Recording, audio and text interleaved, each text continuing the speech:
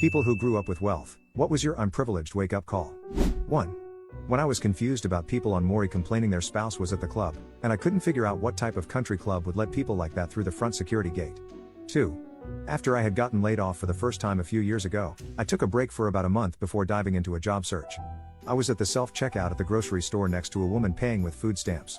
I had recently gotten $100,000 from my grandmother's inheritance, and it hit me, I'm unemployed, not even trying to find a job, and I just got a boatload of money because somebody else passed away.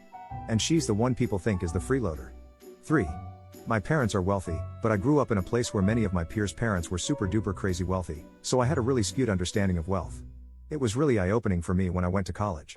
I didn't have to take out student loans, my parents were able to just pay for it, but I had friends who, even with financial aid, had to work their butts off year-round to cover the cost of school. I realized pretty quickly just how privileged I was and that I did, in fact, grow up with wealth. 4. I took my friend to my parents' cabin, and he said, "Wow, this is nicer than my house." 5. When I was a kid, my best friend came to our house for the first time and kept saying, "Wow." He was really impressed that we had 2 TVs. It embarrassed me enough that I didn't tell him we actually had 4. 6.